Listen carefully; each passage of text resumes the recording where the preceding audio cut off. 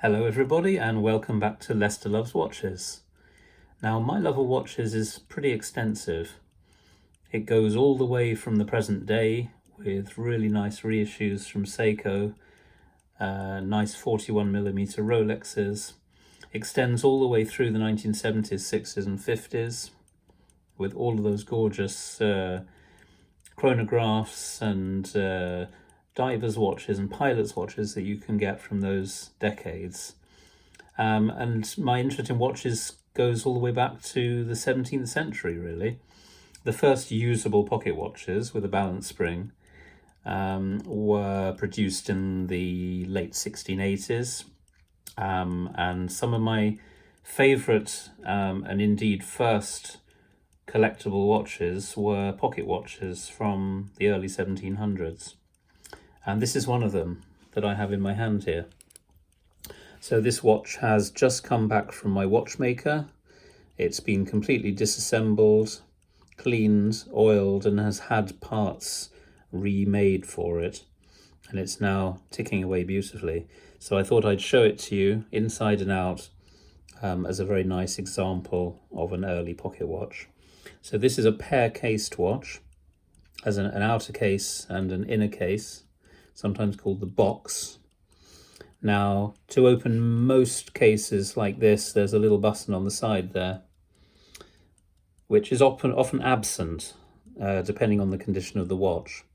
And if it's not absent, it sometimes doesn't even work because the spring isn't there. So what my watchmaker did is he just remade this little button there. Looks very kind of real, as if it belonged to the watch originally. So give that a little press, open and remove. So there's the outer case, and here is the watch in its box. We see that the outer case has watch paper, which is very common for watch repairers and watch sellers to put their own watch paper in there. You may not be able to make this out too much, but it's from a watchmaker called Brown's Watches and Clocks in Newark, which is in Nottinghamshire in England. So that's nice to have that paper. That was probably put in when the watch was serviced in, possibly early 20th century, 19th century.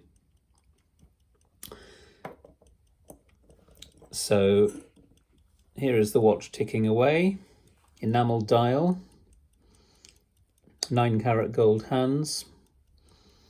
The pendant has been soldered, so it doesn't twist like it should be, but most pendants have been soldered at some point in their lives. That's not of any great concern.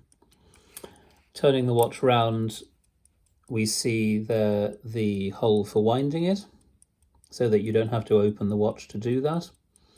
And in some consular cases, mostly, not usually pair cases, there's a small cover that you can open, and then the hole is actually on the outer cover like that. So let's open this little guy up and we can see inside. Now, pocket watches have various ways of opening them, depending on the style of pocket watch.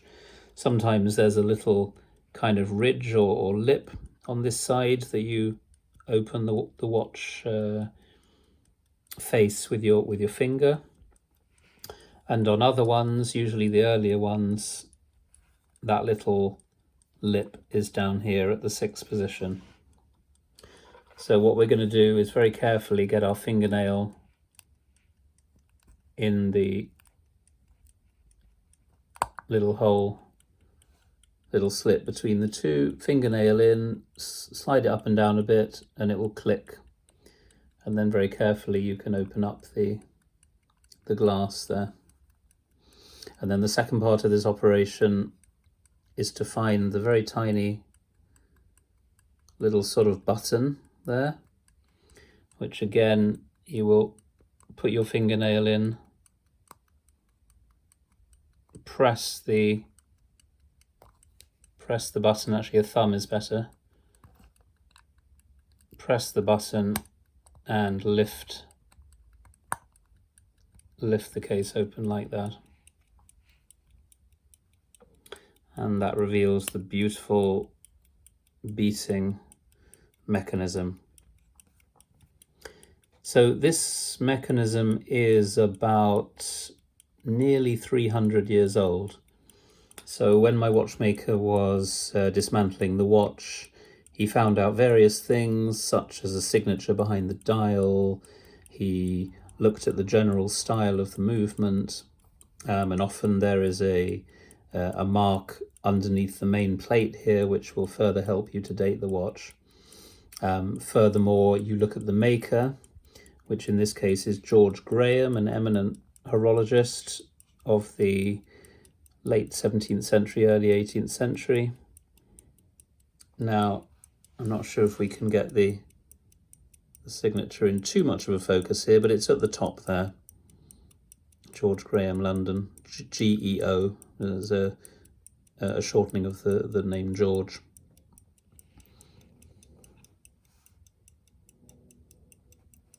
So this watch has what could be called Egyptian style pillars, or some people prefer not to use that name.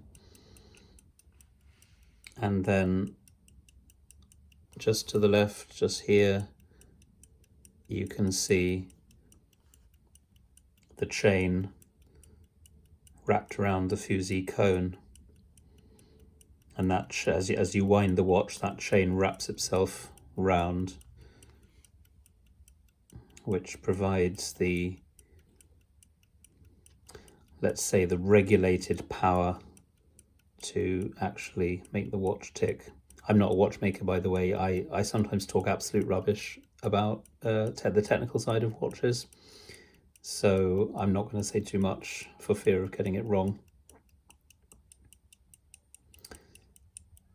So just over here we see the Tompion regulator, which you should not touch when you've had your watch back from your watchmaker, because he or she will have done their absolute best to get the watch in beat and as accurate as possible.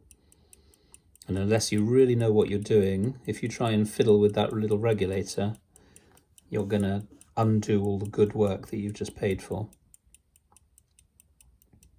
This watch is currently running about 5 minutes slow a day, which for an old Verge isn't too bad. It might pick up a little bit as I run it for a few days. But I'm certainly not going to try and improve on that, because, you know, I don't buy these watches to be excellent timekeepers. I buy them for their beauty and the quality of their craftsmanship. So what my watchmaker found during his investigations is that the case and the dial of this watch are later. So you will usually see the case maker's initials on the inside of the outer and inner cases.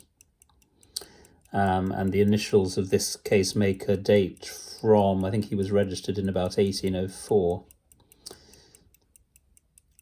So what happened with this watch is that it originally would have come in gold cases, I would have thought, from a reputable maker like George Graham. And at some point in this watch's life, in the late 18th, early 19th century, the owner decided to cash in his gold. Or perhaps it was damaged, broken, who knows. But for whatever reason, the movement in this watch was transferred to a gilt, base metal gilt case, which is this one. And at the same time, it had a new dial. So possibly damage could have been the reason. The dial and the case would have been made to fit this watch. They would have been, you know, off the peg, or rather not off the peg, made for the watch itself. And obviously it looks perfect. Now the hands, have a look at the hands. 9 karat gold hands, they're beautiful. So an expert in pocket watches would be able to tell fairly swiftly that these are not the original hands. And they would also probably be able to tell that they were made fairly recently. And my watchmaker, being an excellent chap and extremely proficient in all sorts of things horological, actually made these hands for me. So he took a piece of 9-carat gold, in this case from an old ring, flattened it out and fashioned these two hands from a part of that gold, and they look absolutely gorgeous. I'm very happy with them. So apart from the oiling, the cleaning, and the putting back together, there were a few things that were wrong with this watch. I'll just consult my notes that he gave me. So he says that there was some corrosion which was dealt with. He said that the hour and minute hands didn't fit and were later replacements, so he made those. He paid a particular attention to the pivot holes and the pinion leaves. He checked the mainspring, which was fine, and in fact he said it was original on this watch, which is amazing that mainspring is still doing business nearly 300 years later.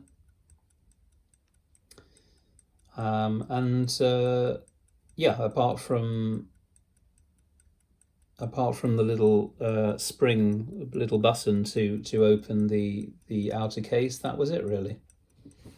So I was lucky for that one, because sometimes you get much more wrong and you have to pay much more to get it fixed. Oh yes, one of the screws in the movement was a later replacement, and 2 more were mismatched. So my watchmaker made 3 more screws and fitted them. So that was very nice. Yeah, so here we are, a good example of a George Graham Verge watch, probably about 1720s, early 1720s, because after 1727 George Graham was making only cylinder escapements, so this watch has to predate 1727, and the last ones are about 400 or 500 serial number wise, 400 or 500 after this one. So yeah, this is probably a couple of years, 2 or 3 years before, mid 1720s, let's say. I would definitely recommend getting into pocket watches if you like horology. You can pick them up very cheaply, not ones like this, but later ones, still ticking, mid 19th century pocket watches. You can literally get them for 50 to 80 pounds normally, and they're really nice. Some of them are really lovely inside. And it's just so nice to think that something so old was made to perform for hundreds of years. The complete opposite of the throwaway culture that we have today.